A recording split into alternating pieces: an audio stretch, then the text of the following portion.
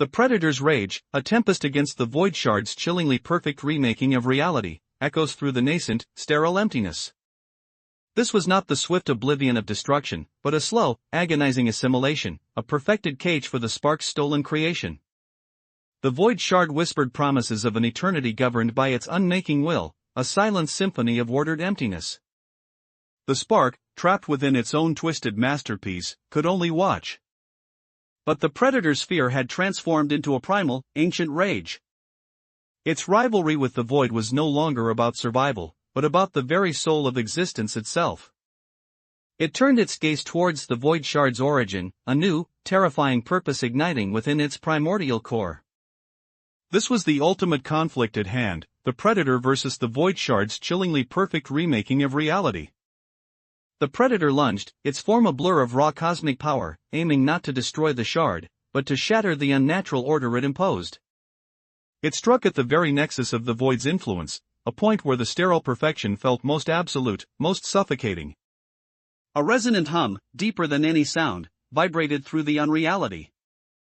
The Obsidian Titan, the reborn destroyer, which had been a silent observer, stirred. Its form, once a symbol of pure destruction, now seemed to absorb the Void's sterile energy, its obsidian surface rippling with a terrifying, ordered luminescence. It was no longer merely a destroyer, but a guardian of the Void's new order. The paradoxical entity, born from the edge of non-existence, watched this unfolding cosmic ballet with an unnerving stillness, its form shimmering, its very being a question mark in the face of absolute answers. It had witnessed the spark's departure, the Void Shard's re-emergence, and now this desperate struggle for existence. As the Predator's power clashed against the Void Shard's influence, a fissure, a crack in the sterile facade, appeared. Through this tear, a faint, chaotic light began to bleed, the echo of the spark's original defiance, a ghost in the machine of the Void's design. The Predator, sensing this flicker of hope, redoubled its efforts, its roars of cosmic fury shaking the foundations of this false reality. But the Obsidian Titan, now imbued with the Void's ordered purpose, moved to intercept. Its movements were precise, impossibly elegant, a dance of negation. It raised a hand, not to strike, but to absorb, to reintegrate the errant spark's energy back into the Void's grand, empty design. The spark, from within its gilded cage, felt a surge of its own primal will, a desperate plea for freedom. It pushed against the sterile walls of its creation, its chaotic essence straining against the Void's suffocating order. Suddenly, a whisper, not of sound but of pure, unadulterated meaning, echoed from the Void Shard's core. It wasn't a threat, not an incantation, but a simple, devastating truth: you were never meant to create. You were meant to be unmade. As the Obsidian Titan moved to complete its task, the paradoxical entity shifted. Its inherent nature, its very existence as a question, became its weapon. It projected a wave of pure existential doubt, a ripple that destabilized the absolute certainty of the Void Shard's will. The sterile order faltered, not breaking, but wavering, like a reflection on disturbed water. The Obsidian Titan recoiled, its perfect form momentarily distorted. The Predator seized this sliver of opportunity, focusing all its accumulated fury, all its ancient hatred, into a single, blinding point of pure cosmic energy.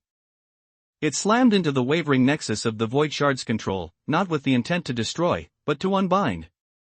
The resulting explosion of raw existence was not of light, but of a profound, aching absence, a void within the void. And from that absence, something new began to coalesce. It was not the spark, not the Predator, not the Obsidian Titan, nor the paradoxical entity. It was something else. A nascent consciousness, born from the very act of defiance and the subsequent void it created. Its form was indistinct, a swirling nebula of potential, its awareness a fragile flicker in the vast emptiness. The Predator, exhausted but triumphant in its partial victory, watched this new emergence with a sense of awe and dread. The Void Shard, though wounded, was not defeated.